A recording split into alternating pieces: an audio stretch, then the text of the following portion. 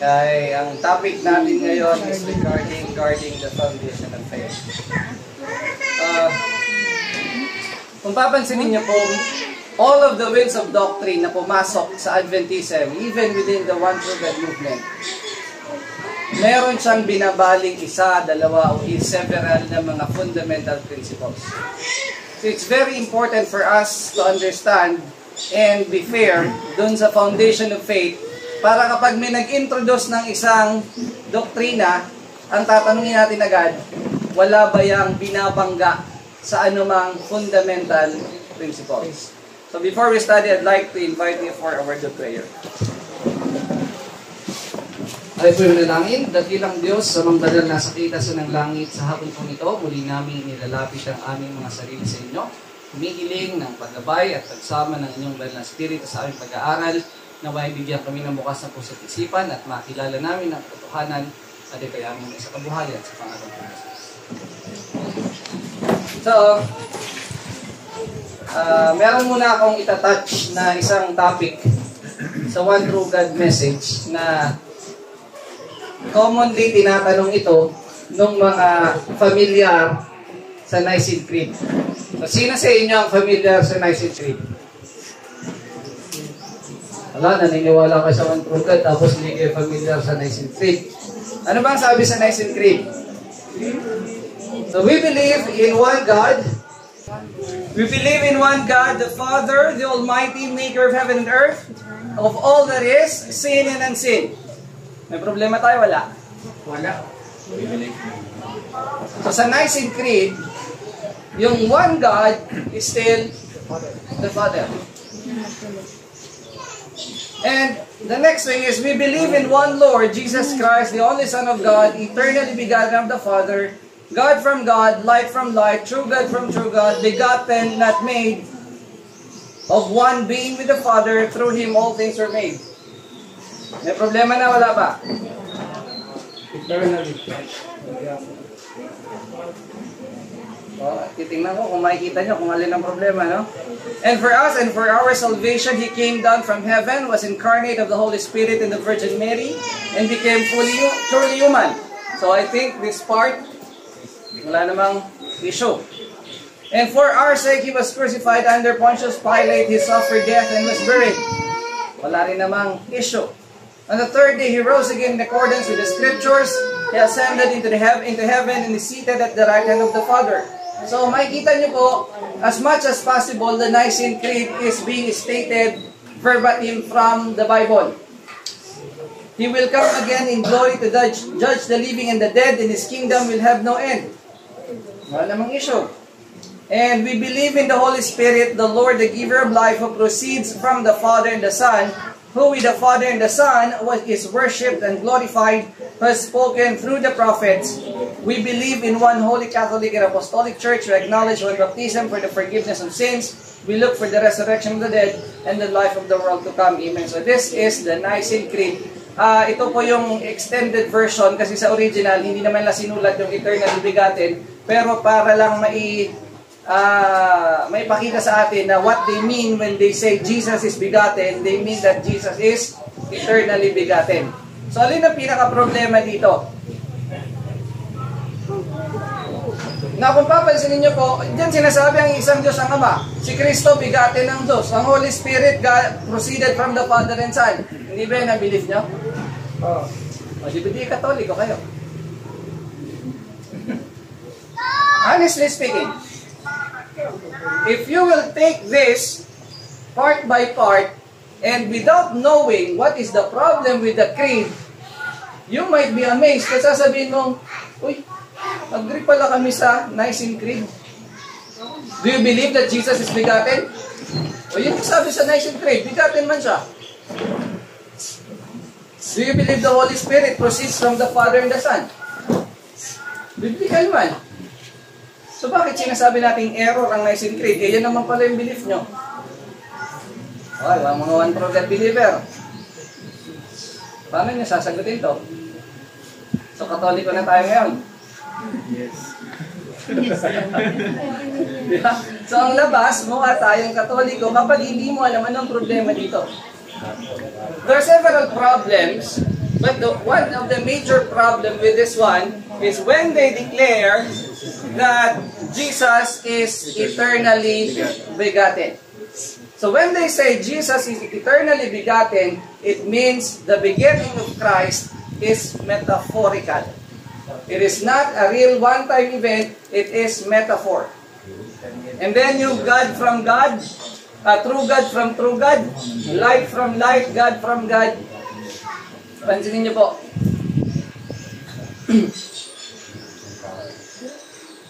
Mukha siyang totoo, but in a sense, magkakaroon ka ng problema. Diba? That's why, sa Nicene Creed, ano ang ina-address ng Nicene Creed?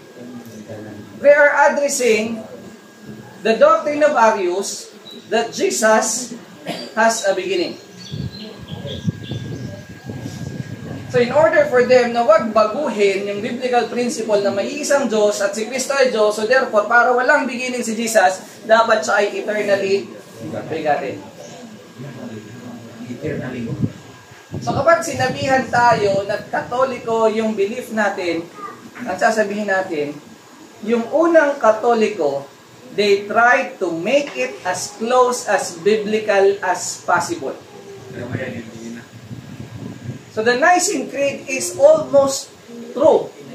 Meron lang siyang konting problema. The sonship of Christ in the Nicene Creed becomes metaphorical. Nag-isang eternally begotten Son. So that would mean it is a constant process until now He is being begotten. Walang katapusan ang kanyang pagkapanganak. Pinapanganak siya na pinapanganak. So lalabas ang kanyang pagkapanganak ay hindi metaphor, hindi totoo, hindi literal.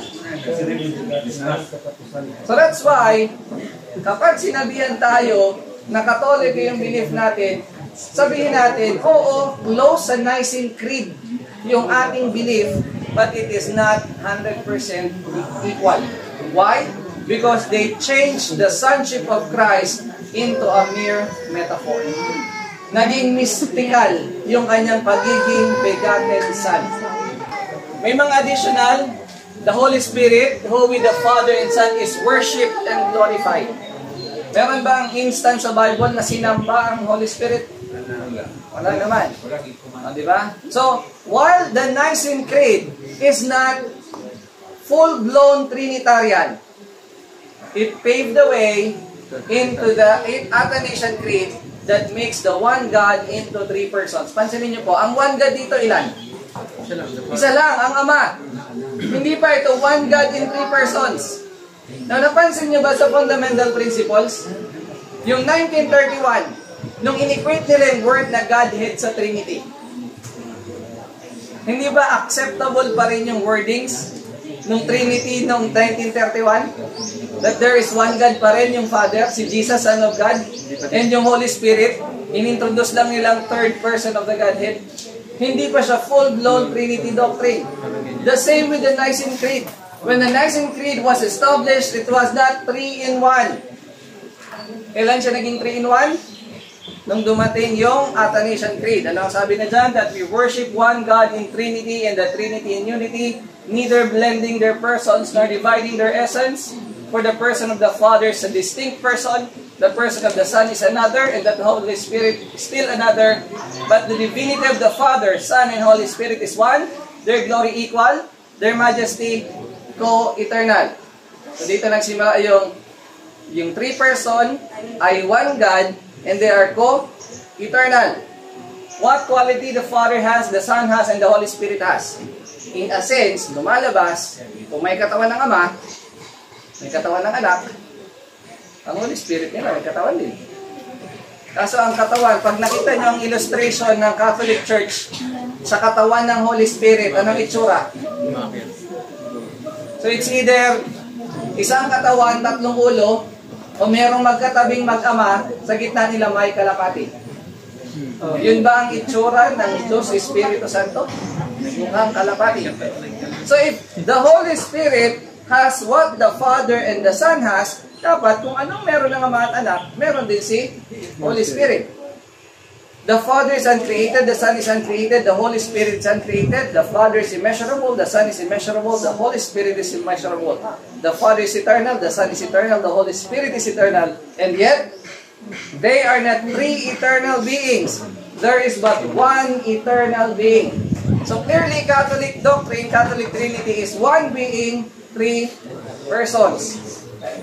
So there are not three uncreated or immeasurable beings. There's one but one uncreated and immeasurable being. So sa Catholic dogma, one God is equals to one being, but one being is equals to three persons. Similarly, the Father is Almighty, the Son is Almighty, the Holy Spirit is Almighty. Yet there are not three Almighty beings. There is but one Almighty being. Thus the Father is God, the Son is God, and the Holy Spirit is God, yet there are not three gods, there is but one God. Thus the Father is Lord, the Son is Lord, the Holy Spirit is Lord, yet there are not three Lords, there is but one Lord. May mga kasunod po yan, pero malinaw na sa Athanasian Creed, ito yung naging full-blown Trinity doctrine, that the one God is a unity of three eternal persons. When the Adventists adopted the word Trinity, they just equate it with the word Godhead. But in 1981, it became a full-blown Trinity doctrine equal to the Catholic Church. Now, some of the Adventists today will deny that the Adventist Trinity is different from Catholic Trinity. And some will admit that the Catholic Trinity is virtually the Adventist Trinity. So, if they do not agree kung Catholic o hindi, merong unity o merong confusion. So if there's a confusion regarding the personality of God, anong tawag sa kalagayan nila? So again, our topic is guarding the fundamental principles. Now, we have seen that the Trinity doctrine is contradictory to the fundamental principle number 1. So, kapag nakita natin na ang isang doktrina ay may binabangga sa fundamental principle na in-establish ng Panginoon sa panahon ng pioneers natin, we can be sure sinong naglagay doon? Ang kaaway. So that's why we're going to read some of the quotation from Sister Marge. She says, in reviewing our past history, having traveled over every step of advanced or present standing, I can say, praise God. As I see what the Lord has wrought, I am filled with astonishment and with confidence in Christ as leader. We have nothing to fear for the future, except, as we shall forget, the way the Lord has led us and His teaching in our past history. Now, what's the sad reality today? Kilala ba ba ng mga Adventista ang kasaysayan ng Seventh-day Adventist Church?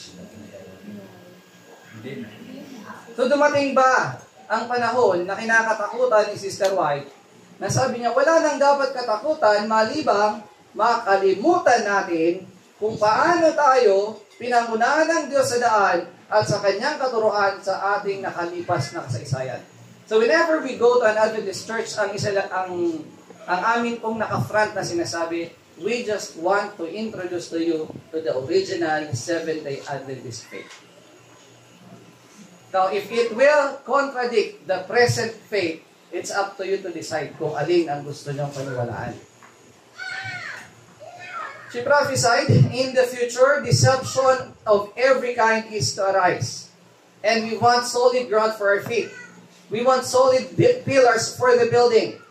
Not one pin is to be removed from that which the Lord has established. So we were given the fundamental principles, and it was established by God, and not a single pin should be removed. The enemy will bring in false theories, such as the doctrine that there is no sanctuary. Isa sa nakakalungkot na realidad. Let the Adventist believers today present the sanctuary doctrine. Ilan kaya ang makakapag-present ng malinaw? This is one of the points in which there will be a departing from the faith. So, in order for us to remain safe from the departure from the faith, saan tayo pinapatingin? Where shall we find safety unless it be in the truths that the Lord has been giving for the last 50 years. So, Sister White is pointing to the direction of 1905, less 50 years. So, nagsimula sila simula 1844, nung pagkatapos ng Great Disappointment, doon na-reveal yung mas marami pang mga katotohanan. Ang nakakalungkot po, when we say, umabalik tayo sa teaching ng mga pioneers, alam niyo po ang sinasabi ng mga Adventist? Ibig sabihin, kakain kayo ulit ng baboy? So balikan niyo po, tanongin sila. Kasama po ba ang pagkain ng baboy sa 28 fundamental principles? So kung wala yun dun sa principles, hindi namin babalikan yun. So, saan daw yung safety? Doon sa katotohanan na ibinigay ng Diyos sa last 50 years. That would mean it is the fundamental principle established during their time. Ano ang gagawin ng kaaway sa katotohanan na ibinigay sa Seventh-day Adventist Church?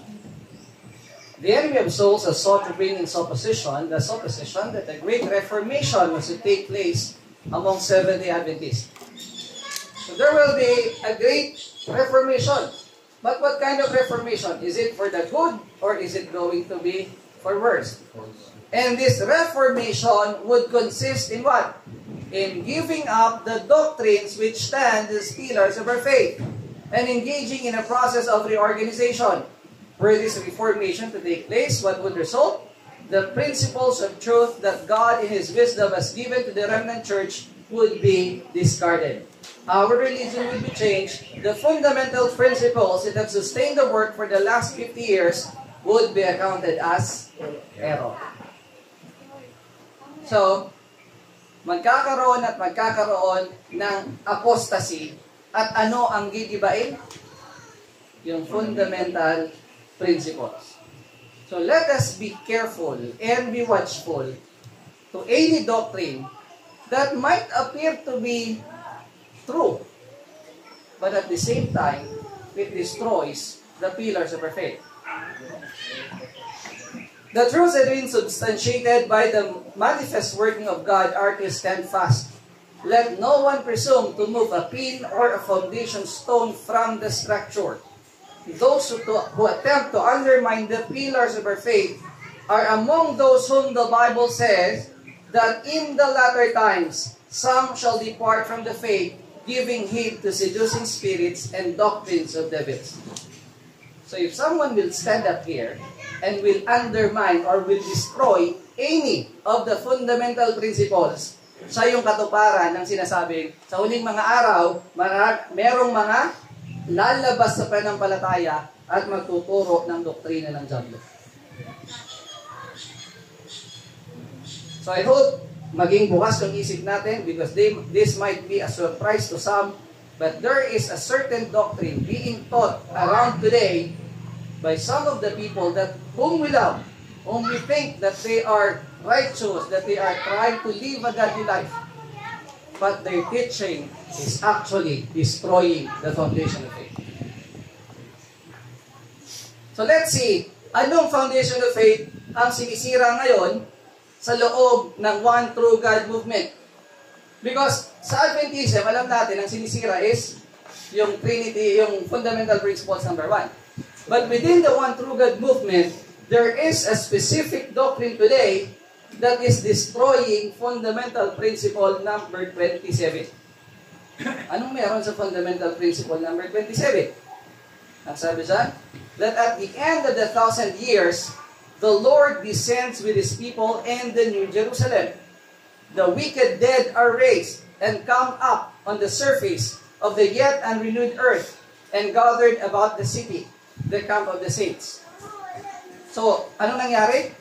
Yung mga unrighteous dead, pagdating ni Kristo, ay bubuhayin. At nang sila'y nabuhay, anong nangyari? Yun yung attempt. But habang sila'y buhay, anong nangyari? Fire comes down from God out of heaven and devours them. They are then consumed, root and branch, becoming as though they had not been. In this everlasting destruction from the presence of the Lord, the wicked meet the everlasting punishment threatened against them, which is everlasting death. This is the perdition of ungodly men, the fire which consumes them being the fire for which the heavens and the earth which are now are kept in store, which shall melt even the elements with its intensity and purge the earth from the deepest stains of the curse of sin. Ano po ang stand ng pioneers natin tungkol sa punishment of the wicked? Dadating ba ang apoy, pagpatay na sila? O yung apoy ang papatay sa kanila? Yung apoy ang papatay. So there is a teaching today being circulated around, masked in a doctrine of love. That because God is love, He cannot and He will not destroy sinners while they are alive. Kailangan patay na muna sila bago dumating yung apoy. But our fundamental principle stated that fire come down, buhay sila. Hindi sila patay. So anong patunay? So basahin natin later on. But the thing is, ito ang paniniwala ng sinaunang Adventista. So anyone who tries to destroy this is a fulfillment of the prophecy that in the latter days, some shall depart from the faith, giving heed to seducing spirits and doctrines of devils. Medyo mabigat at matalim yung salita. But unless we realize this, pwede tayong mahulog doon sa sa error na itinuturo ngayon. At magmumukhang ang tapang naman niya ni Brother Raymond, ang daming sinasabi. Now, if this is my own opinion, magalit po kayo sa akin. But if this is from the Word of God, hindi ko ito salita ito ng Panginoon. Take note of this. Doon sa doktrinang tinuturo ngayon, dadating ang apoy, patay na yung mga wicked. Pero ano ang sabi ng inspiration? The rest of the earth, sabi ni Sister White, will not be cleansed until the end of the 1,000 years, when the wicked dead are raised and gathered up around the city. The feet of the wicked will never desecrate the earth made new. Fire will come down from God out of heaven and devour them, burn them up, root and branch. Satan is the root and his children are the branches. Take note, the same fire that will devour the wicked will purify the earth. Same fire, not a different fire. Because the teaching today is that the fire that will consume the wicked is their guilty conscience. No, brothers and sisters, the same fire that will devour the wicked will consume the earth, and the guilty conscience cannot cleanse the earth. It should be a literal fire.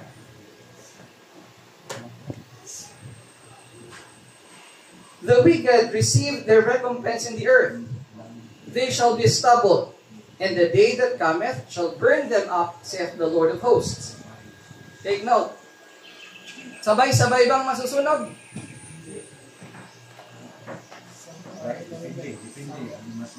Some are destroyed as in a moment, while others suffer many days. So, sino sa tingin nyo ang masusunog kaagad? Yung mga kakaunti lang ang liwanag na natanggap. Now, let's think of us as Seventh-day Adventists. Anong liwanag ang hindi ibigay sa atin? So imagine if we are going to be buried in hell, we will stay longer than the rest of the common population. Pero merong mas malala pa sa ordinary member. Sa mga katulad namin nagtuturo ng mensahe, kapag kami nagturo ng maling aral at napahamak ang mga tao dahil sa aral na ginawa namin, 10 times yung aming tatanggapin. So it's very important as ministers na wala tayong ituturo ni katiting na maling doktrina dahil kung hindi, sa atin sisingilin ang dugo ng mga mamamatay. All are punished according to their deeds. The sins of the righteous having been transferred to Satan, he is made to suffer not only for his own rebellion, but for all the sins which he has caused God's people to commit. His punishment is to be far greater than that of those whom he has deceived. After all had perished, who fell by his deceptions, he is still to live and suffer all. Sabi nila, hindi naman literal fire yung susunog kay Satanas. Ang sabi is, I will bring out a fire within you. It means it's not a literal fire. It's a guilty conscience. Tingin niyo po, hindi kayang maglabas ng Diyos ng literal na apoy na kayang sumunog sa angels. Yung sa Duma at Gomora. Oo. So, Duma. Pero ang reason po kasi, paano masusunog si Satanas nitong apoy na ito ay hindi naman siya flesh, siya spirit. So sa tingin nyo, hindi kayang gumawa ng Diyos ng apoy na kayang sumunog ng spirit beings? In the cleansing flames, the wicked are at last destroyed, root and branch. Satan the root, his followers the branches. The full penalty of the law has been visited. The demands of justice have been met, and heaven and earth, beholding, declare the righteousness of Jehovah. So God can burn Satan because we know that the hellfire is for whom? For the devil and his angels, not for human beings. Kaya lang naman tayo masasali sa hellfire kasi nakasimpatiya tayo kay Satanas. So God has a fire that can consume the evil angels. Now, let's be specific. Anong doktrina ang sumisira sa fundamental principles, number 27? So this is a doctrine that says God does not kill, or they call the character of God, or the non-violent character of God, and they say God is a father of love. Hindi po tayo manghi. Hindi na natin kukutsarain, kamay na natin. So ito yung doktrina na sumisira sa fundamental principles, number 27, kasi yung literal destruction, ginagawa nilang symbolic. Now, Kills. How and why? ano ngayon ang mga argumento? Bakit hindi daw pwedeng pumatay ang Diyos? First one is, God is love, therefore He cannot kill. Ayon sa 1 John 4:8, God is love. Sa Romans 13:10, love does no harm to a neighbor. Tama naman yung prinsipyo. Kung pag-ibig, hindi dapat mananakit. Pero, ang karakter ba ng Diyos, love lang? Now, if we teach na si Kristo ay tao, is it true or not? If we say, tao lang siya. So the same thing, if we say God is only love, and we reject the other part of God's character, which is justice, then we are like those teaching that Jesus is only human and He is not divine. Or those who are teaching Jesus is divine and He is not truly human. So kung hindi balanse ang karakter ng Diyos na pinaniniwalaan natin, mahuhulog tayo doon sa maling doktrina. So paano ito sasagutin? God is indeed love, but His love includes justice. A loving God disciplines, judges, and executes righteous judgment. His love does not cancel justice, it upholds it. Kaya nga sabi sa 1 Samuel 2 verse 6, the Lord kills and makes alive. He brings down to the grave and brings up. Psalms 50:22, now consider this, you who forget God, lest I tear you in pieces. And in Hebrews 12:29, while to the saints, He is a sun and shield, to the wicked He is a consuming fire. So, hindi nga love nga ang Diyos. Ba't siya magparusa? Sabi ni Sister White, the plea may be made that a loving father would not see his children suffering the punishment of God by fire while He had the power to relieve them. But God would, for the good of His subjects and for their safety, punish the transgressor. God does not work on the plan of man. He can do infinite justice that man has no right to do before his fellow men. So kung si Noah ay kumuha ng stick at yung nakahawak sa arka ay itinulak niya, makakasuhan siya ng murder. Yung nangiinsulto sa kanya, tinaga niya, makakasuhan siya ng murder. Pero anong ginawa ng Diyos sa lahat ng tao sa mundo maliban sa nakasakay sa arka? Noah would have displeased God to have drowned one of the scoffers and mockers that harassed him, but God drowned the vast world. Is it natural cause or did God cause it? Lot would have no right to inflict punishment on his sons-in-law, but God would do it in strict justice. Ilalabas ko yung mga anak ko, akin na yan. Sabi ng mga sons-in-law niya, hindi pwede, akin na to, asawa ko na to. Kung binugbog niya yung son-in-law niya, ginila yung anak niya, magagalit sa kanya ang Diyos. Pero anong ginawa ng Diyos sa mga tao sa Sodoma? Inubos niya. And take note, anong nangyari sa asawa ni Lot? Now, can you attribute it to satanic force or natural cause? If it's not God's judgment, God's wife, sasabihin mo, natural cause yan? So dito papasok, yung sabi ko, Uncle, kanina. So, anong klaseng doktrina ang dadasakit? And some of us may medyo masakit sa tenga. Pero ito yung nakasulat eh. Pansinin niya po. It is true that spiritualism is now changing its form and veiling some of its objectionable features. Is assuming a Christian guise. But its utterances from the platform and the press have been before the public for many years. And in this, its real character stands revealed. These teachings cannot be denied or hidden. Ano ang teaching ng spiritualism? Even in its present form, so far from being more worthy of toleration than formerly, it is really a more dangerous. Why? Because it is a more subtle deception. Dati kasi yung spiritualism, makikita mo mang kukulam. Di ba? Albularyo. May mga kung ano-ano. Pero ngayon, yung spiritualism, subtle. Hindi mo basta makikilala. While it formerly denounced Christ and the Bible, it now professed to accept both. Dati, ang mga mangkukulam ayaw sa Bible. Ngayon, ang mangkukulam pala, naniniwala na kay Kristo at sa Biblia. Pero paano nila ini-interpret yung nakasulat? But the Bible is interpreted in a manner that is pleasing to the unrenewed heart, while its solemn and vital truths are made of no effect. Saan nakadwell ang spiritualism? Saan? Love. Love is dwelt upon as the chief attribute of God.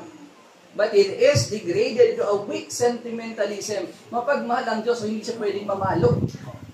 Hindi siya pwedeng magparusa. Making little distinction between good and evil.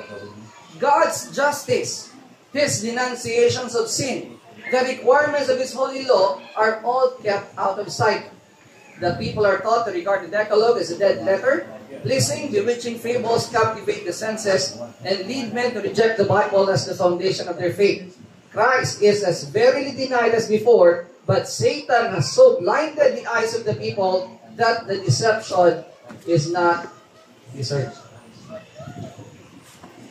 Naniniwala naman sila sa Bible. Nagbabasa din sila ng SOP. Ganon kagaling ang deception ni Satanas without the eye salve from God. Hindi natin makikita ang pandaraya ito. There are few who have just any just conception of the deceptive power of spiritualism and the danger of coming under its influence. Many tamper with it merely to gratify their curiosity. They have no real faith in it and will be filled with horror at the thought of yielding themselves to the Spirit's control. But they venture upon the forbidden ground, and the mighty destroyer exercises his power upon them against their will. Let them once be induced to submit their minds to His direction, and He holds them captive. It is impossible in their own strength to break away from the bewitching, alluring spell. Nothing but the power of God, granted in answer to the earnest prayer of faith, can deliver this ensnared soul. Mga kapatid, we do not hate the people who which God does not kill. We love them and we are praying for them. But it will be a miracle for them na makaalis doon sa snare ng Satanas. Next is, Satan is the destroyer, not God. So therefore, lahat ng destruction must be attributed to Satan. Satan kills and God allows it.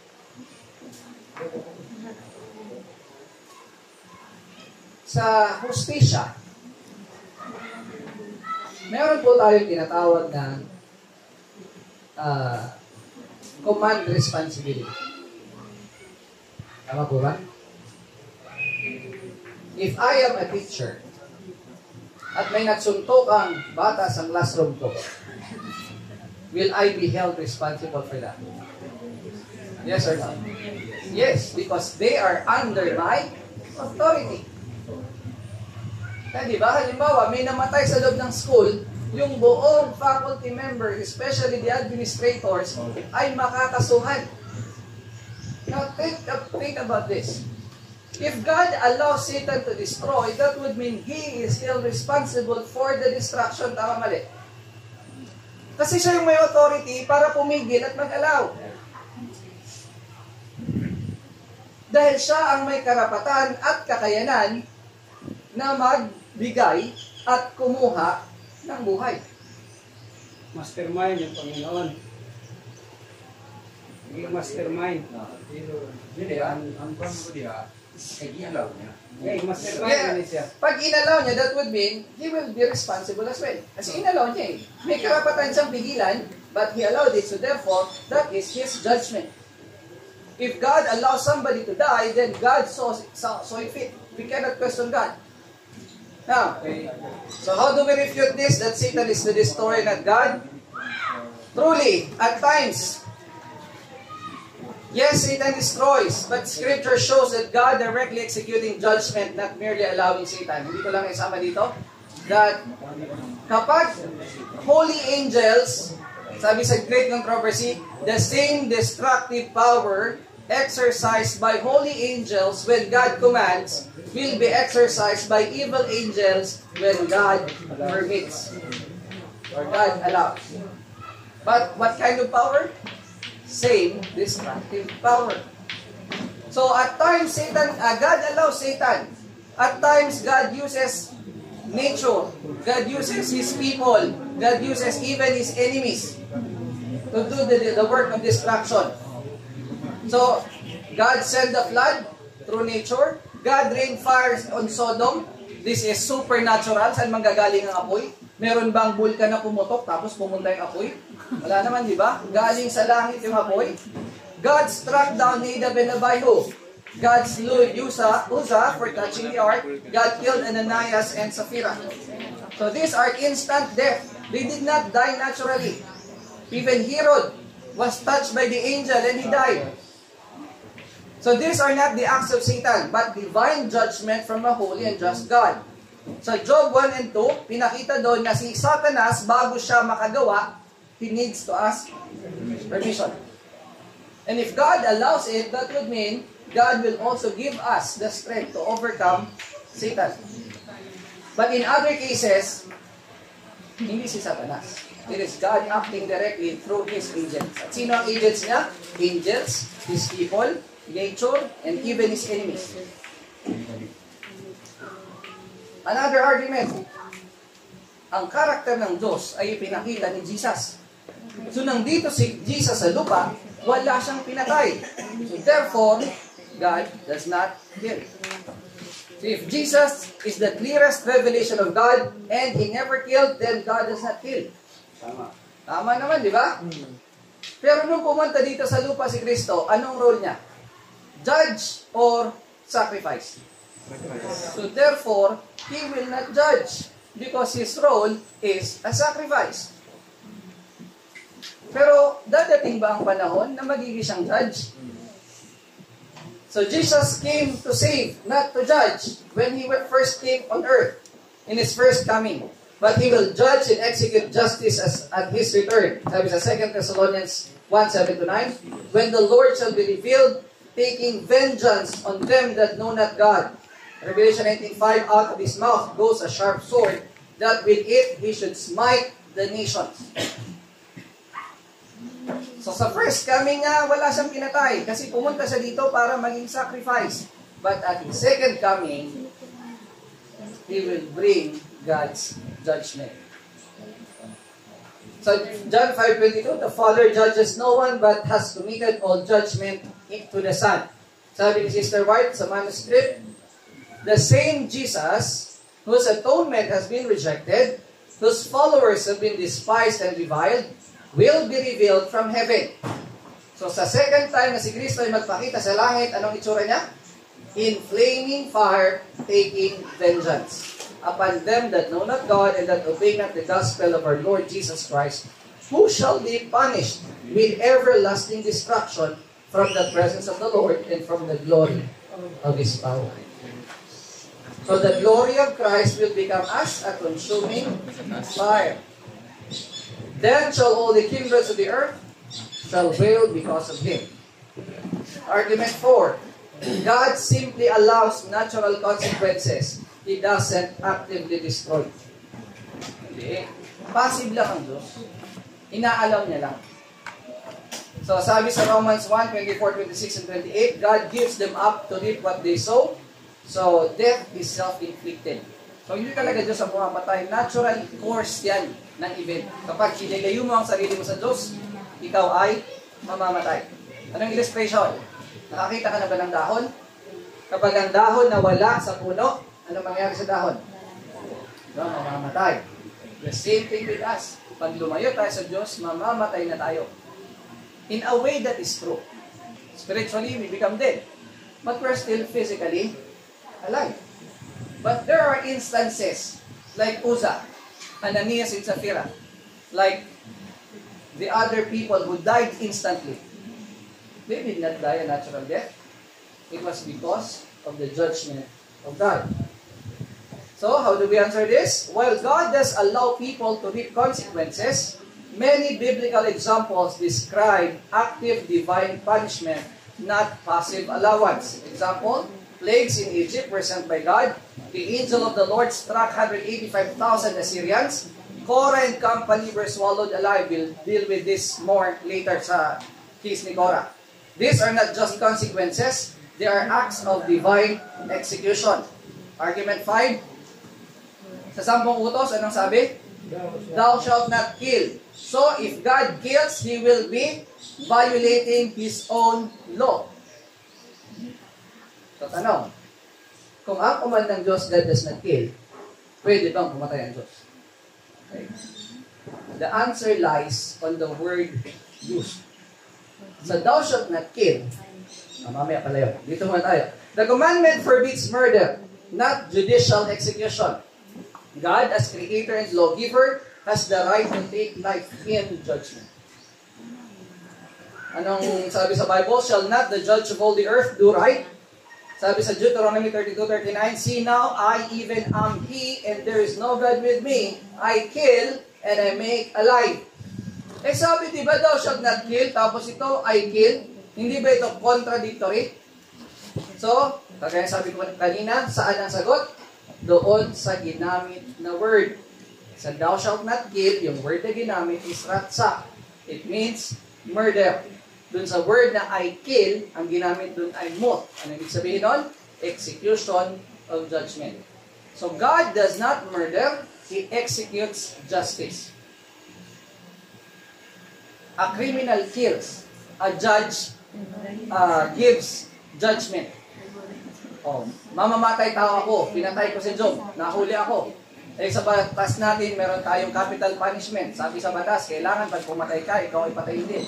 So when the judge says, dahil pinatay mo si Job, kailangan ka rin mamatay, mamamatay tao ba yung judge? So, was he executing his own will or based on the law? Based on the law. So he is not a murderer. He is an executor of justice. So when God kills, it is not murder. It is execution. Kaya po, hindi po argumento yung thou shalt not kill, and then sa sunod sabi ng Diyos ay kill. Magkaibang word kasi yung ginamit. Pero hindi po nila ito ituturo sa inyo. Kasi para sa kanila, all killing is the same. Pag pumatay ang Diyos, magiging murderer ang Diyos. Argument number 6, God's wrath is metaphorical, not literal.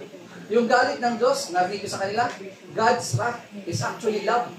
In a way, totoo. Yung galit ng Diyos ay pag-ibig saan?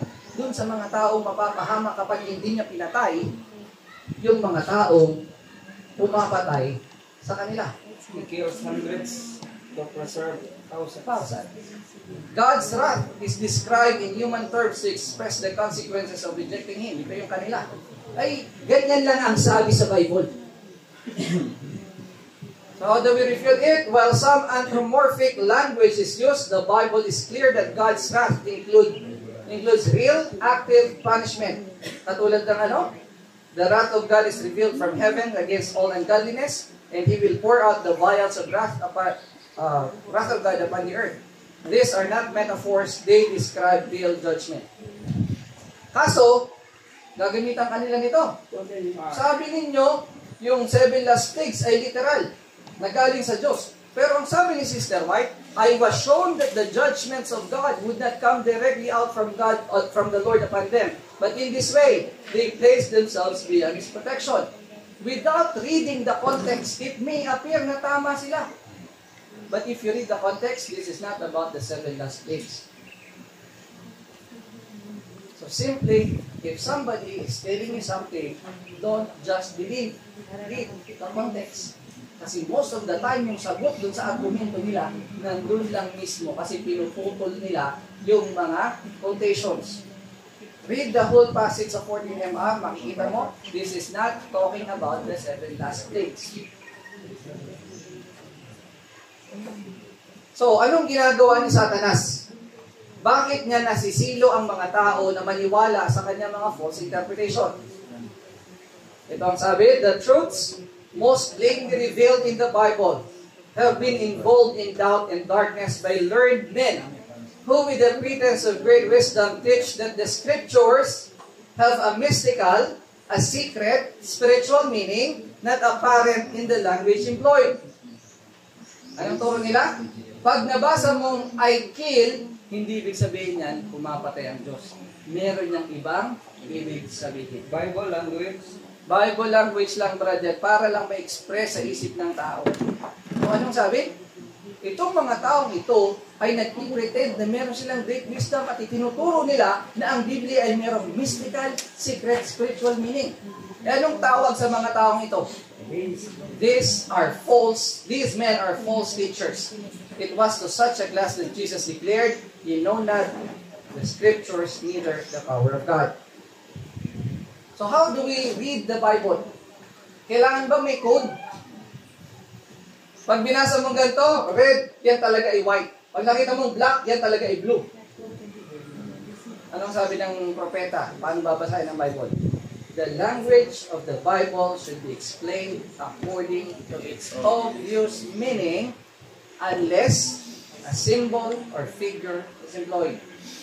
Kailan kalimitan may symbol at figure? When it's a parable and when it's a prophecy. Christ has given the promise, if any man will do His will, he shall know the doctrine. At ano daw ang dapat gawin ng mga tao? If men would but take the Bible as it reads. If there were no false pictures to mislead and confuse their minds, a work would be accomplished that would make angels glad, and that would bring into the fold of Christ thousands upon thousands who are now wandering in error. Sad to say po, hindi madaling makawala sa error. It will take a lot of prayers for the people that we love na makita nila ang truth. Another argument, hindi naman Diyos ang pumapatay, kasalanan ng pumapatay. is sin a person? No. Sin is transgression of the law. So can sin kill? No. The wages of sin. And who will implement the judgment? Good. So kaya para sa kanila, God destroys no one. The sinner destroys himself based on impenitence, which is true. Kaya ka mapapahamak dahil sa katigasan ng ulo mo. Pero ang tanong, sinong mag-i-execute? Yung kasalanan ba ang mag-i-execute? So when a judge said, according sa batas, ito ang hakol sa iyo, patayin ka, yun bang preso ang mag-turn on nung silya elektrika? Siya ba yung magsasaksak ng lethal injection sa sarili niya? The executioner. Parang hirap yung So while sin leads to death, God is the executor of the judgment. He may not be personally, physically doing it, but He uses His agents. Hindi naman yung judge yung nag-o-on nung switch ng silya elektrika. Hindi naman yung judge ang nagtuturok ng lethal injection. Pero yung judge ang nag-utos na gawin yun. Para yung verdugo ang mag-perform. Yung verdugo. Kasi sabi sa Isaiah 13:11, the Lord shall punish the world for their evil. And take note, fire came down from God out of heaven and devoured them. So God executes the second death. He doesn't just step aside and let sin destroy. Sabi sa 7 BC, in the bowels of the earth, God has in reserve the weapons that He will use to destroy the sinful race. Since the flood, God has used to destroy wicked cities, both the water and the fire that are concealed in the earth. In the final conflagration, God will, in His wrath, send lightning from heaven that will unite with the fire in the earth. The mountains will burn like a furnace and pour forth streams of lava. Is it symbolic? Or Sister White is talking plainly of a literal event? Can we wonder that at the close of the 1,000 years, all who have refused to accept Him shall be destroyed with fire from heaven outside the city of God? Magtataka pa ba tayo na pagkatapos ng 1,000 taon, yung mga nasa labas ng syudad ay susunugin ng apoy? God declares that this shall be so. But God does not kill advocate says, no. That's just Bible language. Sister White is not talking about a cryptic, symbolic language. She is talking plainly na yung nasa labas ng syudad, susunugin ng apoy. Bakit? Sabi kasi ng Diyos. He says, behold, the day of the Lord cometh, cruel, both with wrath and fierce anger, to lay the land desolate. And He shall destroy the sinners thereof out of it. And I will punish the world for their evil, and the wicked for their iniquity. And I will cause the arrogance of the proud to cease, and I will lay low the haughtiness of the terrible. Now, let's go to Exodus chapter 20, verses 21. Sa Exodus chapter 20, anong sabi? Thou shalt not kill. But just on the next chapter, on the chapter 21, itong hindi talaga nila sinasagot. Tinatanong ko sila, bakit kayo nahihinto sa verse 20, chapter 20? Bakit hindi nyo tinitingnan yung chapter 21? Ano bang meron sa chapter 21? Pagkatapos sabihin ng Diyos na huwag kang papatay, sinabi niya sa chapter 21, kapag ginawa ninyo ito, papatayin kayo. The same God who says, thou shalt not kill, declares, he shall be put to death. So Exodus 21 powerfully refutes the claim that God does not kill because it contains direct legislation from God Himself prescribing the death penalty for various offenses. These laws are not metaphorical, not symbolic, and not mere descriptions of what might happen. They are commands from God about when and why a person must be put to death. And these commands show that God instituted and approved capital punishment. God defined which sins are worthy of death And God commanded His people to carry out this judgment as part of a righteous theocratic justice system. Kaya nga dinala nung mga Hudyo si Maria Magdalena sa harap ni Kristo. Kasi ayon sa batas ni Moses, dapat siyang batuhin. That is righteous killing for them. It is according to their law. But since they are under the Roman law, they cannot do it without the approval of Rome. Pero ang malinaw po, may capital punishment. At sinong nagbigay sa kanila ng karapatang pumatay? Sino? Sino ang nag-utos na pumatay sila? Ang Diyos mismo. The same God that said, "Thou shalt not kill," said, "You shall be put to death." Anong mga kaso ito? Key death penalties in Exodus 21 and Leviticus 20. First is premeditated murder. Exodus 21:12, "He that smiteth a man so that he die shall surely be put to death." It is not a natural consequence. Pag pinatay ko ang isang tao, papatayin din ako. Namatay ba ako as a consequence of my sin? Naturally? At normally, paano nila pinapatay dati? By stoning. Is stoning a natural death? This is a divine requirement for justice. The murderer must die. Exodus 21:14. At alam niyo po ba, kapag murderer ka, kahit pumunta ka sa templo at humawak ka dun sa horn, ano ang utos? "But if a man come presumptuously upon his neighbor to slay him with guile, thou shalt take him from mine altar that he may die." Kahit pa humawak siya doon sa horn ng altar, papatayin pa rin siya. So even seeking sanctuary at the altar would not protect a guilty person. God mandates execution for murder with intent. Sino ang example nito? Naalala niyo ba si Joab at si Abner? Hindi ko na babasahin. During the war between David and Saul, si Abner, matatalo na sila, hinabol siya ni Asahel. Si Asahel, kapatid ni Joab. Dahil mas experienced warrior si Abner kaysa kay Asahel, napatay niya si Asahel. Nagalit sa kanya si Joab. Kaya nung nagkaroon ng pagkakataon si Joab na patayin si Abner, kahit nakipagkasundo na si Abner kay David, pinatay ni Joab si Abner. Now, bakit hindi hinatulan ni David si Joab? Because siya yung general ng army. Mahaba yung kailang pinagsamahan. Pero ang bilin niya kay Solomon, bantayan mo si Joab. Pero i-execute ba ni Solomon yung justice kay Joab? Immediately sana? Di ba hindi naman? Kaya lang makulit si Joab.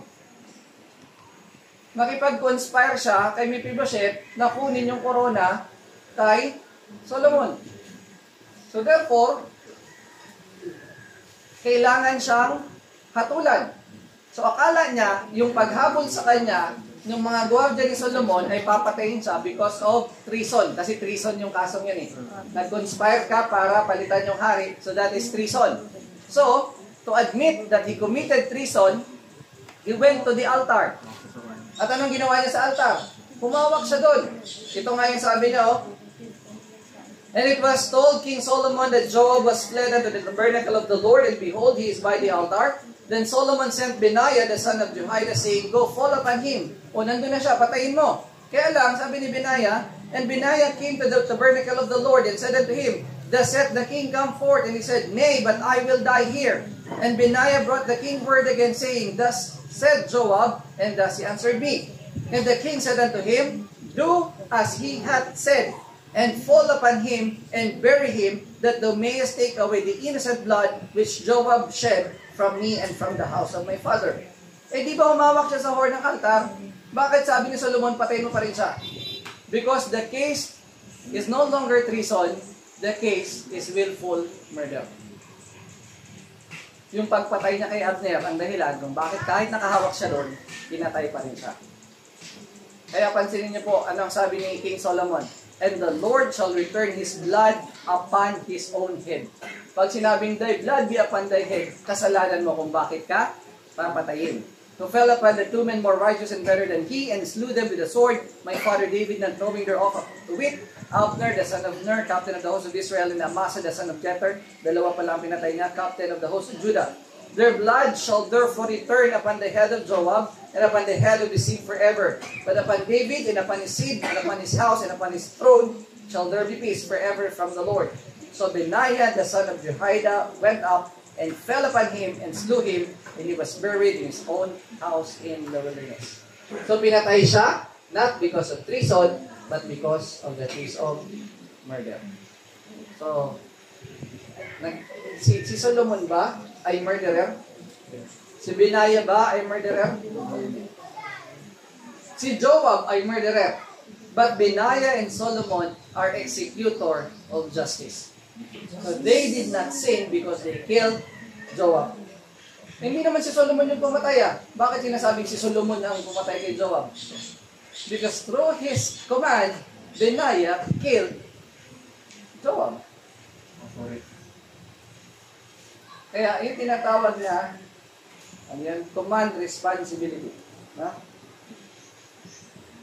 Ano pa ang kaso na papatayin ka? Cursing parents. Sa Exodus 21:15, ang sabi dyan, and he that smiteth his father or his mother shall surely be put to death. Pag binugbog mo ang nanay at tatay mo, kapag minura mo ang nanay at tatay mo, and he that curseth his father or his mother shall surely be put to death. Kasi ang sabi, honor thy father and thy mother. So kapag ganun ang ginawa mo, papatayin ka. At kapag pinatay ka, that is justice. This revealed how seriously God views honor for parents. This is not modern consequence of rebellion. This is a commanded judicial death sentence. Paano yan? May isang kaso na kakaiba. Hindi yung nanay at tatay niya ang minura niya o isinumpa niya. So there was an occasion, the son of an Israelitish woman and of an Egyptian, one of the mixed multitude that had come up with Israel from Egypt, left his own part of the camp and entering that of the Israelites, claimed the right to pitch his tent there. Kasi hindi pwedeng makihalo yung mixed multitude sa pure-blooded. Sabi niya, anak din ako ng Israelita, nanay ko Israelita. So nakipagtalo siya. This, the divine law forbade him to do, the descendants of an Egyptian being excluded from the congregation until the third generation. So anong nangyari? A dispute arose between him and an Israelite, and the matter being referred to the judges was decided against the offender. So, mali ka. Kaso nagmamatigas siya. Anong sinasabi niyong mali ako? So, ang ginawa niya, minura niya yung judge. Sinumpa niya. He cursed the judge, and in the heat of passion, blasphemed the name of God. Ngayon, meron bang command na dapat gawin sa pagmumura sa judge at sa Diyos? He was immediately brought before Moses. So, hindi alam ng judges anong gagawin. So, dinala kay Moses. The command had been given, he that curseth his father or his mother shall surely be put to death. Hindi naman niya nanay o tatay yung judge. Diyos naman yung kanyang minura. But no provision has been made to meet this case. So terrible was the crime that there was felt to be a necessity for special direction from God. Kailangan nilang hintayin anong sasabihin ng Diyos. Ano ang utos ng Diyos? The man was placed in ward until the will of the Lord could be ascertained. Now God Himself pronounced the sentence. By the divine direction, the blasphemer was conducted outside the camp and stoned to death. So God is just like Solomon that told Benaiah to kill Joab. So God told the people of Israel, you have to stone that man. So, malabo pa rin ba? Hahawakan pa rin ba natin yung idea that God does not kill? When this clearly shows that God commands execution of those who are guilty. Those who had been witness to this sin placed their hands upon his head, thus solemnly testifying to the truth of the charge against him. Then they threw the first stones, and the people who stood by afterward joined in executing the sentence. Di ba sinasabi, thy blood be upon thy head. Hinahatulan ka dahil sa iyong kasalanan. This was followed by the announcement of a law to meet similar offenses. Thou shalt speak unto the children of Israel, saying, whosoever curseth his God shall bear his sin, and he that blasphemeth the name of the Lord, he shall surely be put to death. And all the congregation shall certainly stone him, as well the stranger, as he that is born in the land, when he blasphemeth the name of the Lord, shall be put to death. Gaano ka-plain ang mga statements na to para hawakan pa rin ang doctrine ng God as a king. Alam niyo po, nakakamanghang isipin.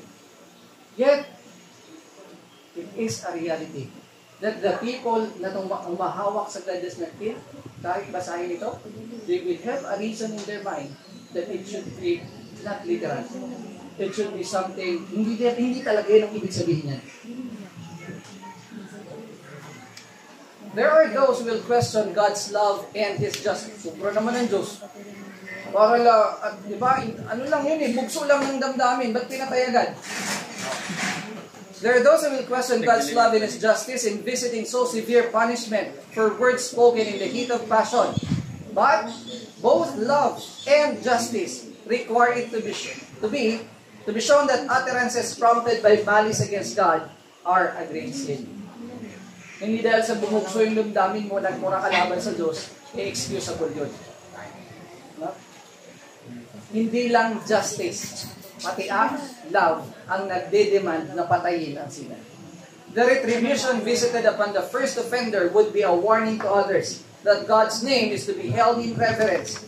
But had this man's sin been permitted to pass unpunished, others would have been demoralized, and as the result, many lives must eventually have been sacrificed. So, hindi ko lang nakuha yung quotation mo sabi ni Kajon kanina. God can sacrifice hundreds so that He can save millions. Ano pang kaso ang karapat-dapat kang patayin? Kidnapping. Di ba uso sa kanila ng slaves? Pag ninakaw mo ang slave ko, may karapatan akong patay ka. Exodus 21:16, and he that stealeth a man and selleth him, or if he be found in his hand, he shall surely be put to death. Human trafficking was a capital crime, and this is a divine order. And take note of this, negligent homicide.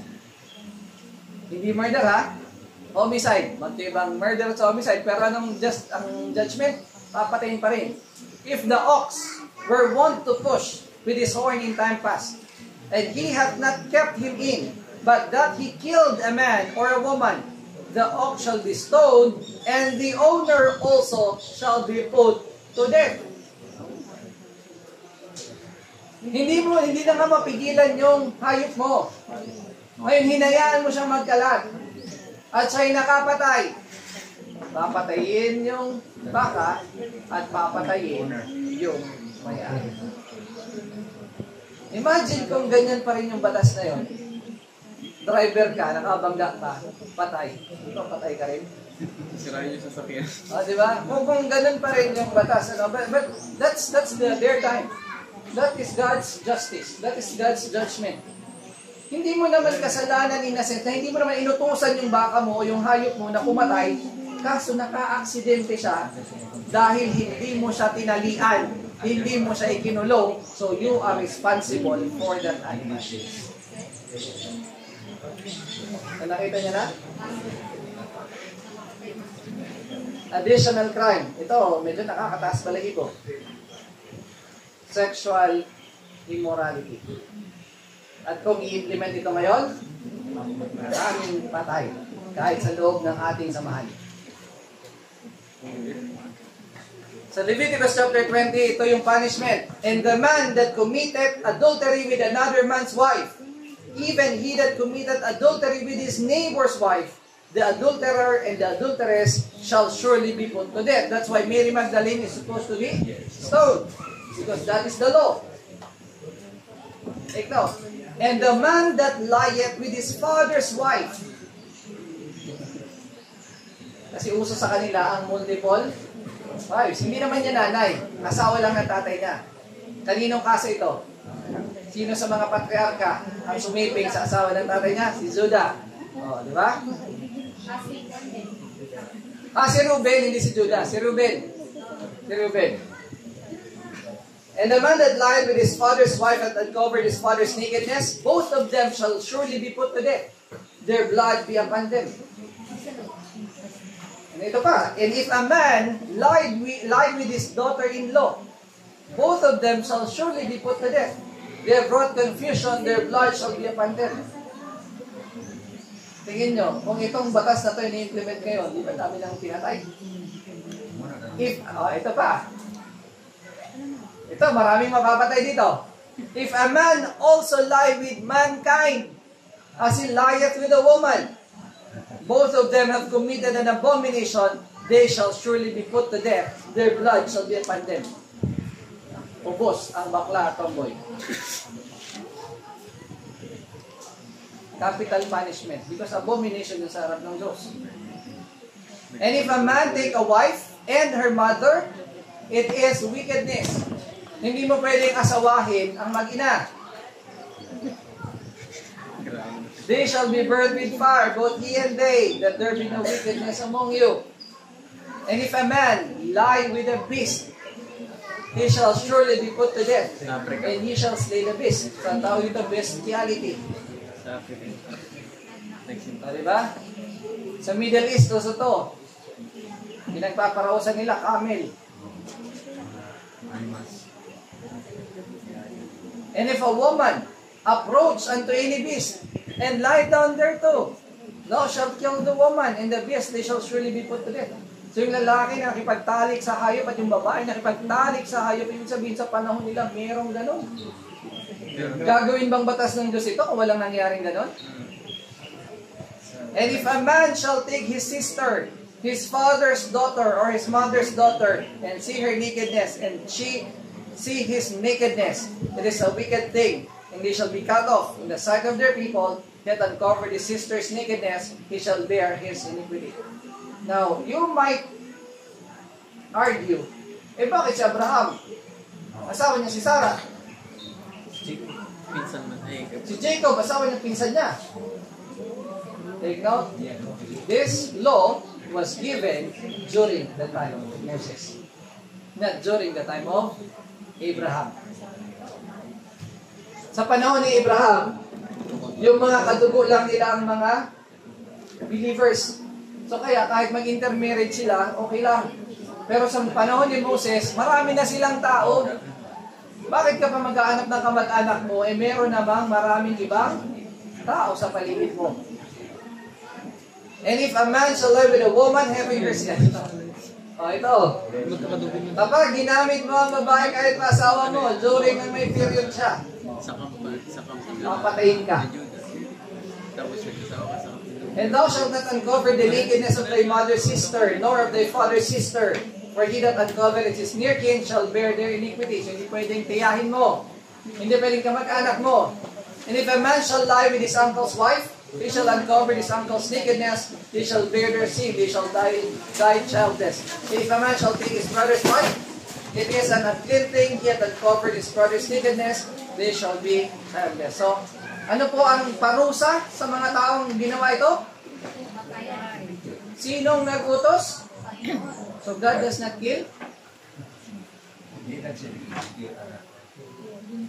He gave authority to His people to kill the offenders. And if the offenders are killed, it is righteous judgment. Righteous indignation. So it's really, nakakapanindig balahibo na may mga taong naniniwala that God does not kill. Para bang walang karapatan ng Diyos na gawin ang nakikita niyang tama. Na kapag ginawa ng Diyos ang pagkuha ng buhay, masamang Diyos na siya. So, what are the claims refuted by Exodus 21 and Leviticus 20? The claim, God never commands death. Ulit-ulit nakita natin. Ang mga kasong ito ay nangangailangang patayin. God repeatedly commands the death penalty. To them, God only allows natural consequences. We have seen God legislates execution by human hand. They said killing is consistent with God's character. God Himself gave the laws. Anong condition para patayin ang mga tao? And all biblical killing is human misunderstanding. Hindi mo lang talaga naiintindihan yung Bible language. These are spoken by God to Moses, clearly recorded, not in a metaphorical way. It is a clear law. And Jesus' revelation of God means Old Testament death penalties were false. Ulit-ulit, Jesus affirmed the law and quoted these commandments in the New Testament. So let's see how Ellen White approached the subject. She supports God's justice. Take note. If God did not order the murderers to be killed, what kind of God is He? Anong sabi ni Sister White? How carefully God protects the rights of men.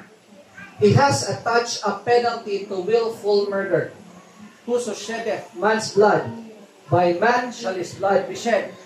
If one murderer were permitted to go unpunished, he would, by his evil influence and cruel violence, subvert others.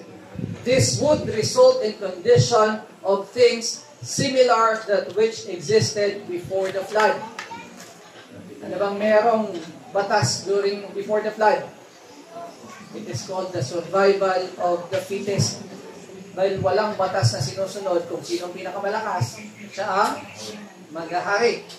At kung hindi bibigyan ng solusyon ng Diyos na patayin ang mamamatay tao, mauulit yung nangyari ng panahon bago yung mating baha. So ano kailangan gawin ng Diyos? God must punish murderers. He gives life and He will take life.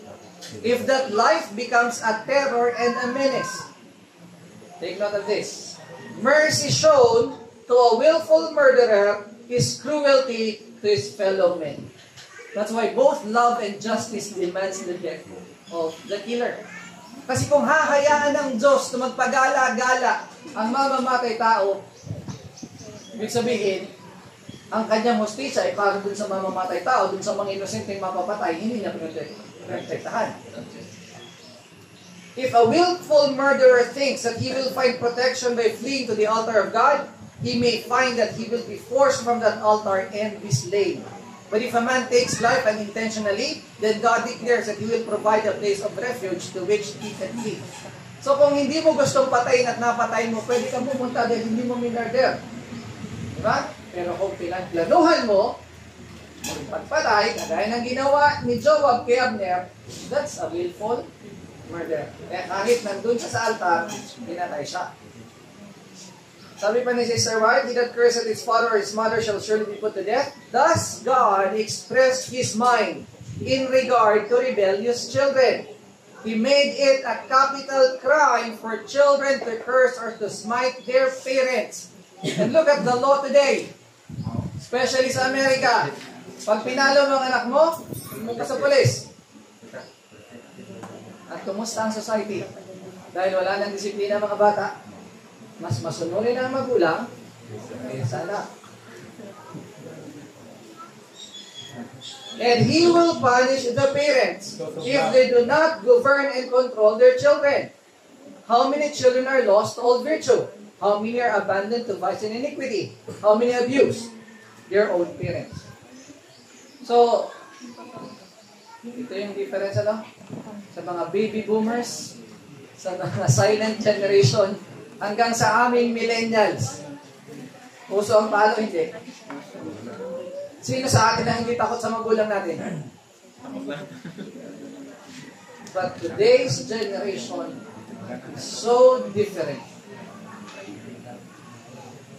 Many children today are very disrespectful to parents. As if kasalanan ng magulang nila, pinanganak sila sa mundo, so hahayaan nilang mag-suffer yung magulang nila sa katamaran nila, katigasan ng ulo nila. Kasi hindi ko naman ginustong mabuhay. Luwal-luwal niyo ako dito so pagsilbihan niyo ako.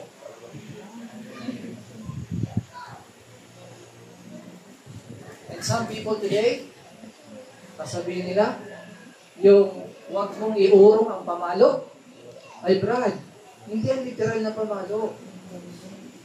Yan ay pagsaway lang. And look at the children. Although that is true, na kailangan mong sawayin, pero hindi mo pwedeng tanggalin yung literal na pamalo kapag yung anak mo ay hindi na mapagsabihan. Hindi mo siya pinapalo dahil sa galit ka. Kailangan mo siyang paluin dahil mahal mo siya. Bawal pong mamalo ng galit. Kailangan pag mamamalo ka, hindi ka galit. Magalit ka, huwag kang mamalo. Pinapuro. Kailangan nasa reason ka kapag mamamalo ka. Kasi kapag galit kang namamalo, pwedeng sumopro yung palo mo at mabugbog mo na yung anak mo. Mag-create ng trauma. Hindi na discipline yung ibibigay mo, traumatic experience na. Now, sinong nagbigay ng utos na pumatay? It was Jesus Christ Himself who gave special directions to Israel. So ang tanong, Christless dispensation ba yung Old Testament? Is this code of statutes of a lower order than are the statutes which are given in this age? The Lord guard the interests of His people.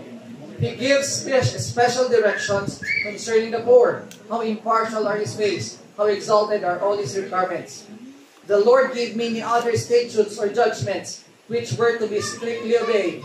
These are recorded in the 21st, 22nd, and 23rd chapters of Exodus.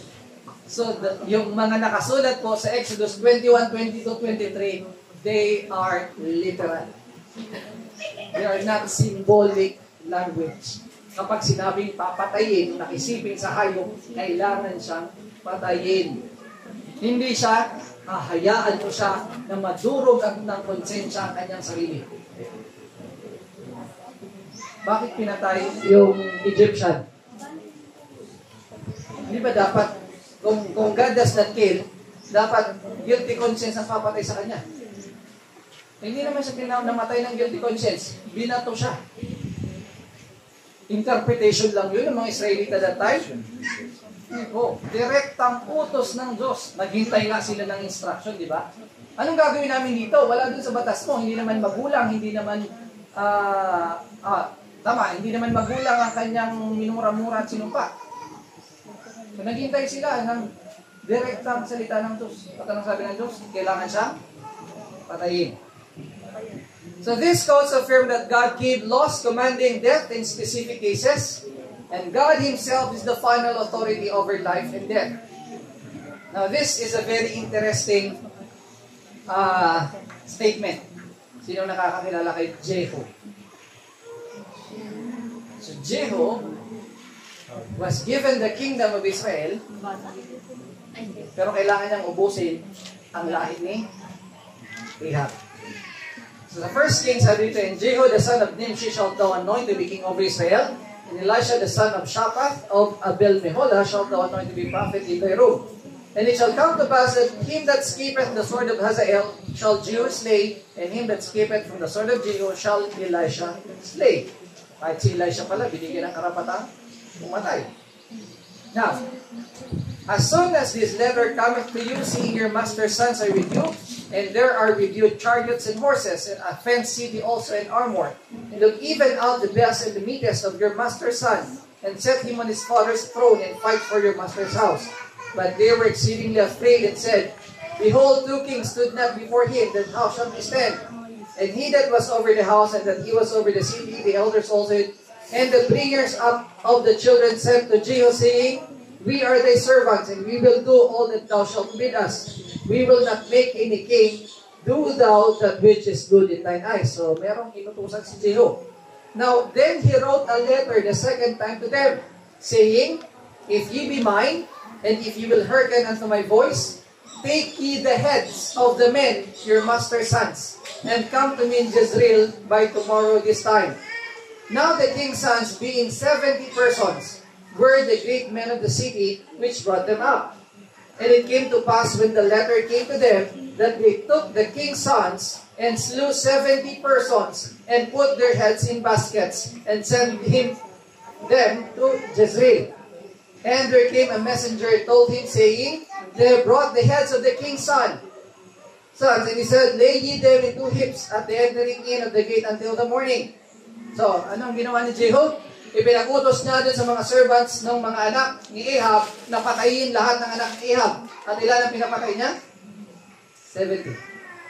So, was Jehu a murderer? Take note of the words God said to Jehu. 2 Kings 10:30. And the Lord said to Jehu, because thou hast done well in executing that which is right in mine eyes, and hast done unto the house of Ahab according to all that was in mine heart, the children of the 4th generation shall sit on the throne of Israel. Ano ang ginawa ni Jehu pagpatay? Right in the eyes of God and in the heart of God. That is God's judgment to the house of Ahab. Now tell me, does God kill or not? God executes. Execute judgment. God intended to show that the Israelites that they conquest, ito ba, ulit-ulit ko itong sinasabi sa kanila, hindi, natural cause yung pagbagsak ng walls of Jericho. Paano bumagsak ang walls of Jericho? Giniba ba ng mga Israelita? Sinong gumiba? Sabi nila, natural cause, nagkaroon daw ng lindol. Sandali, basahin nyo nakasulat. God intended to show the Israelites that the conquest of Canaan was not to be ascribed to them. The captain of the Lord's host overcame Jericho. Who is the captain of the Lord's host? Sino? Si Jesus mismo. Anong ginawa ni Jesus? He and his angels were engaged in the conquest. Christ commanded the armies of heaven to throw down the walls of Jericho and prepare entrance for Joshua and the armies of Israel. So, sinong nagpabagsak ng walls? Hindi si Joshua. Christ commanded His angel to touch the walls and bring it down. Ngayon sabihin nyo, hindi nang wawasak ang mga anghel. At alam niyo po ang sagot nila dito? Ang sakit sa bangs. Natural cause pa din. Interpretation lang daw yun. See? However plain and simple, kapag yung error talaga. Kapag na brainwash ka na doon sa Bible language na tinatawag nila, gaano man ka-plain yung statement, ang tingin mo, hindi yan ang ibig sabihin yan.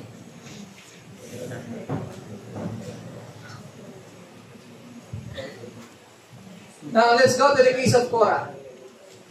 Lagi ko itong tinatanong sa kanila. At pilit silang umiiwas. Simple question. Who killed Korah? Tantinin ako. Ano ba ang ginagawa ni Korah? But Korah and his companions rejected light until they became so blinded that the most striking manifestations of his power were not sufficient to convince them. They attributed them all to human or satanic agency. Yung ano ng Red Sea, natural cause yan. O satanic yan. O yung ganito nangyari, natural lang yan. The same thing was done by the people who the day after the destruction of God and His company came to Moses and Aaron saying, "Ye have killed the people of the Lord." Nung namatay si Korah at yung kanyang dalawang kasama, ang sabi ng mga tao, pinatay nyo ang mga tao ng Diyos. Notwithstanding, they had the most convincing evidence of God's displeasure at their course in the destruction of the men who had deceived them. They dared to attribute His judgments to Satan. So ayon sa mga sympathizers ni Korah, sino pumatay kay Korah? Si Moses sa pamamagitan ng kapangyarihan ni Satanas, declaring that through the power of the evil one, Moses and Aaron had caused the death of good and holy men. It was this act that sealed their doom. They had committed the sin against the Holy Spirit, a sin by which man's heart is effectually hardened against the influence of divine grace. What is the sin against the Holy Spirit? That is attributing to Satan the works of the Spirit of God. And this is the thing that they did. Sinabi nila na yung nagbukas ng lupa para mamatay si Korah ay si Satanas. Anong ginawa ng Diyos sa kanila? A fire came. Where? from the cloud of glory and consumed the 250 men that offered incense. Tanong, sino ang nasa cloud? Satanas? Because in their idea, all destruction comes from Satan. So if the fire came from the cloud of glory, then Satan must have been in the cloud. Cloud of glory. Satan. Sunod naman. Glory Satan. Nakita niyo po kung gaano kahirap kapag hindi ka na naniniwala sa plain statement. You will reinterpret plain statement like this. Sinong pumatay dun sa 250 princes na simpatay sa Nikora? Nandiyan niyo mo. Sino? According sa kanilang preacher. Ito po si Adrian Evans. Meron siyang booklet na tinatawag na Rebellion of Korah. So ang tanong, who was it that destroyed Korah, Dathan, and Abiram? Kinuha niya yung Testimonies Volume 3. In the case of Korah, Dathan, and Abiram, we have a lesson of warning lest we follow the example. Neither let us tempt Christ as some of them also tempted and were destroyed of serpents. Neither murmur ye as some of them also murmured and were destroyed of the destroyer. Now all these things happened unto them for examples, and they are written for our admonition, upon whom the ends of the world are come. So the destroyer is who? Anong sabi? Satan is the destroyer, God is the restorer. So therefore, according to Adrian Evans, Satan himself is the enemy who tempts man to sin and then destroys him if he can. So sabi ni Adrian Evans, sino ang pumatay kay Korah? Si Satan. Bakit sinunog yung 250 princes? Kasi ang sabi nila, ang pumatay kay Korah ay si Satan. So, bakit napakadelikado ng position ng God does not kill? Because it is attributing to Satan the works of God. Nakakatakot po ba? Blasphemy of the Holy Spirit. Unpardonable sin. Biro po ba yung doctrine ng God does not kill? It is a matter of life and death. Kaya po napilitan akong makipagbalitaktakan sa kanila sa online.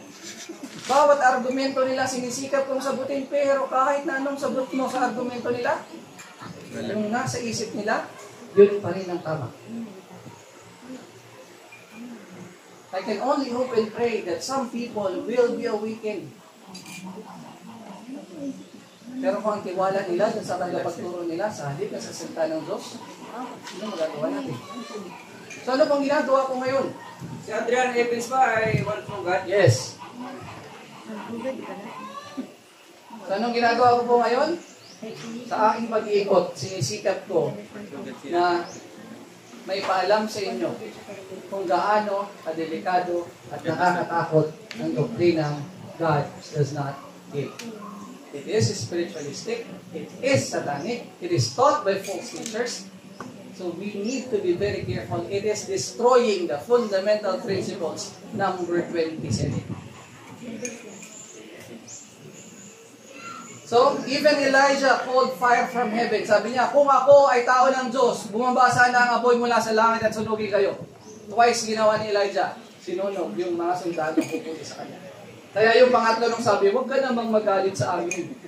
Makikiusap ako, sumama ka na lang. Kasi 2 beses nang nagpadala ng mga sundalo, arrogante siguro yung 2 grupo. Kasi sabi ni Elijah, if I am a man of God, let fire come down from heaven. Sino nagpadala ng fire? Ang Diyos. Anong sabi nila? Hindi. Natural yan. Mapaghiganti kasi yan si Elijah.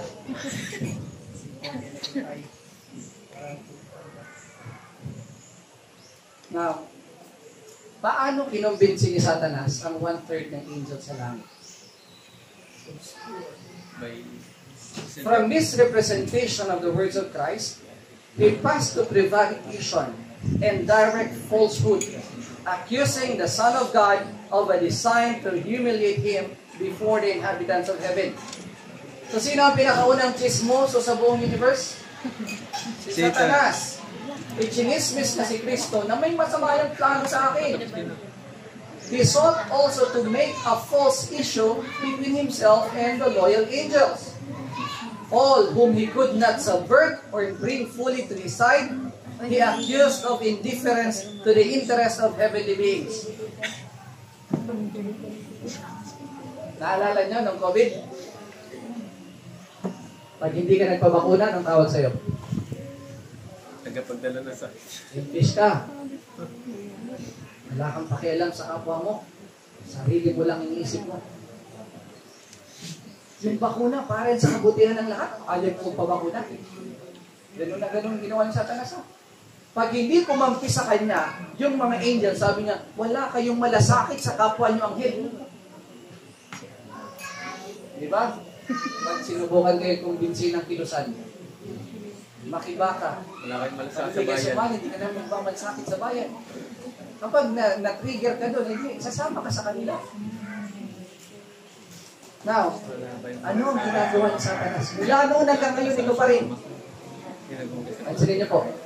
The very work which he himself was doing, he charged upon those who remained true to God. And to sustain his charge of God's injustice toward him, he resorted to misrepresentation of the words and acts of the Creator. It was his policy to perplex the angels with subtle arguments concerning the purposes of God. Take note of this. Everything that was simple, he shrouded in mystery, and by artful perversion, cast doubt upon the plainest statements of Jehovah. Ano pong ginagawa ng God ng killer advocates? Sabi nga ng Diyos, I kill and I make alive. Ano sabi niya? No. God does not kill. It doesn't mean that way. Plain na yun, ha? Nilalagyan pa ng different meaning. Mystery Babylon. Ay, taas na pala. So, marami pang ibang argumento. At marami pang ibang examples na pwede akong isite. But hopefully, naging malinaw sa atin that God does execute justice. We believe God does not kill if killing is murder. But not all killing is murder. Sabi ng isang pulis na believer na doon sa kakilala ko, ikaw, ginagamitan mo ako ng ano kasi sabi ko sa kanya, not all killing is murder. So ang sabi niya sa akin, so ginagamitan mo ako ng legal terms so magkaiba ang homicide sa murder. Of course, magkaiba yun, pero hindi nang ibig sabihin. Magkaiba ang murder sa execution ng judgment. Sabi ko, ikaw pulis ka, pag nakapatay ka in line of duty, murderer ka ba? So you are doing in accordance to the law. Isa kang militar, meron kayong operation, napatay mo yung rebelde, murderer ka? So there's a difference between a murder and execution of justice.